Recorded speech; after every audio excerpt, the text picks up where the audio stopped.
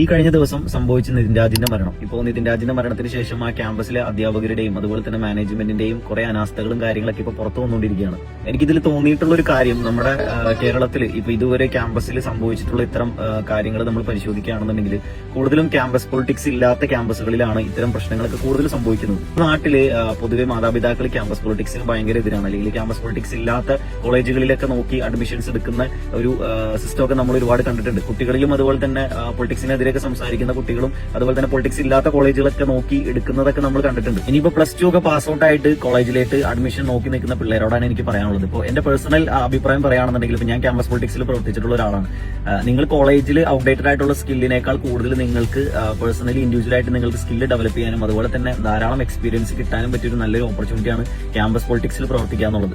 തീർച്ചയായിട്ടും അതിന് രണ്ട് വശങ്ങളുണ്ട്. അതിന് മോശം വശങ്ങൾ ഞാൻ പറഞ്ഞത്, ഇപ്പോൾ അക്കാഡമിക്സിനേക്കാൾ കൂടുതൽ നമ്മൾ ഇമ്പോർട്ടൻസ് പൊളിറ്റിക്സിന് കൊടുത്തു കഴിഞ്ഞ് കഴിഞ്ഞാൽ ഒരിക്കലും നമുക്ക് അതുകൊണ്ട് ഒരു പ്രയോജനം ഉണ്ടാവാൻ പോണില്ല.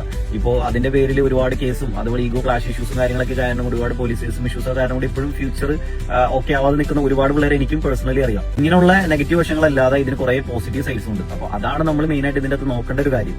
ക്യാമ്പസ് പൊളിറ്റിക്സിൽ പ്രവർത്തിച്ചതുകൊണ്ട് ഇപ്പൊ എനിക്ക് പേഴ്സണലി കിട്ടിയ പോസിറ്റീവ് കാര്യങ്ങൾ ഞാൻ പറയാം. ഇപ്പൊ ഞാനൊരു ബിസിനസ് സ്റ്റാർട്ട് ചെയ്തപ്പോൾ എനിക്ക് വേണ്ട കുറെ കാര്യങ്ങൾ എനിക്ക് ക്യാമ്പസ് പൊളിറ്റിക്സിൽ നിന്ന് മാത്രം കിട്ടിയ കാര്യങ്ങളാണ്, എന്റെ കോളേജ് ലൈഫിൽ നിന്ന് മാത്രം കിട്ടിയ കാര്യങ്ങളാണ്. അതിൽ ഒന്നാമത്തെ കാര്യം കമ്മ്യൂണിക്കേഷൻ സ്കില്ലാണ്. ഇപ്പൊ നമ്മൾ ഇലക്ഷൻ വരുന്ന ടൈമിൽ നമ്മൾ പബ്ലിക് സ്പീക്കിംഗ് കാര്യങ്ങളൊക്കെ ചെയ്യേണ്ടി വരും. നമ്മൾ ഒരുപാട് ഇഷ്യൂസ് കാര്യങ്ങൾ നമ്മൾ അത്രയും സ്റ്റുഡൻസിനെ നമ്മൾ അഡ്രസ് ചെയ്ത് സംസാരിക്കേണ്ടി വരും. അപ്പോൾ ആ ഒരു ടൈമിൽ നമുക്ക് കിട്ടുന്ന പബ്ലിക് സ്പീക്കിംഗ് സ്കില്ല് അതുപോലെ തന്നെ കമ്മ്യൂണിക്കേഷൻ സ്കില്ല് ഇതെല്ലാം നമുക്ക് ക്യാമ്പസ് പൊളിറ്റിക്സിൽ നിന്ന് മാത്രം കിട്ടുന്ന കുറെ കാര്യങ്ങളാണ്. അതുപോലെ തന്നെ നെറ്റ്വർക്കിംഗ്, നമുക്ക് ആ കോളേജിൽ നമുക്ക് ഇപ്പൊ ഞാൻ ബിസിനസ് സ്റ്റാർട്ട് ചെയ്ത സമയത്തൊക്കെ എനിക്ക് കൂടുതലും എനിക്ക് വർക്ക് കാര്യങ്ങളൊക്കെ എല്ലാം തന്നത് ആ കോളേജിൽ തന്നെ പഠിച്ച പല ഇയേഴ്സിൽ, അതായത് ഇപ്പൊ എന്റെ സീനിയേഴ്സ് ഉണ്ടായിരുന്നു, എന്റെ സൂപ്പർ സീനിയേഴ്സ് ഉണ്ടായിരുന്നു. ഇതിനെല്ലാം കാരണം തീർച്ചയായിട്ടും നമുക്ക് ആ പൊളിറ്റിക്സിൽ നമ്മൾ പ്രവർത്തിച്ചതുകൊണ്ടും അവരായിട്ടുള്ള ഒരു നെറ്റ്വർക്കിംഗ് കാരണം കൊണ്ട് മാത്രം കിട്ടിയ കാര്യങ്ങളാണ്. അതുപോലെ തന്നെ ഫിനാൻഷ്യൽ മാനേജ്മെന്റ്, മണി മാനേജ്മെന്റ്, ഒരു 50,000 രൂപ നമുക്ക് യൂണിയൻ ഫണ്ട് കിട്ടുന്ന ഒരു ടൈമിൽ നമ്മൾ 5 ലക്ഷം രൂപയുടെ പരിപാടിയാണ് നടത്തുന്നതെങ്കിൽ തീർച്ചയായിട്ടും നമ്മുടെ ജീവിതത്തിലെ ഏറ്റവും കൂടുതൽ ഒരു മണി മാനേജ്മെന്റ് പഠിച്ചത് തന്നെ നമ്മൾ ആ ക്യാമ്പസിൽ നിന്നാണ്. അപ്പോൾ ഇത്തരം കുറെ കാര്യങ്ങൾ നമുക്ക് ക്യാമ്പസ് പൊളിറ്റിക്സിന്റെ നല്ല വശങ്ങളാണ്. അപ്പോൾ അത് മാത്രമല്ല, ഇപ്പൊ ഞാൻ നേരത്തെ നമ്മൾ പറഞ്ഞതുപോലെ തന്നെ ഇതുപോലെ മാനേജ്മെന്റും അല്ലെങ്കിൽ കോളേജ്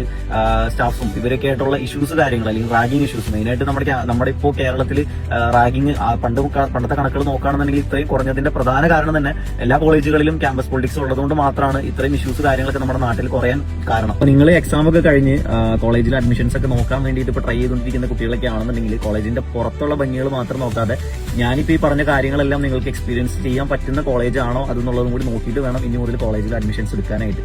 സോ ക്യാമ്പസ് പൊളിറ്റിക്സിനെ കുറിച്ച് നിങ്ങൾക്കുള്ള അഭിപ്രായങ്ങൾ എന്താണെന്ന് വെച്ച് കഴിഞ്ഞാൽ ജസ്റ്റ് ഒന്ന് കമന്റ് ചെയ്യാം.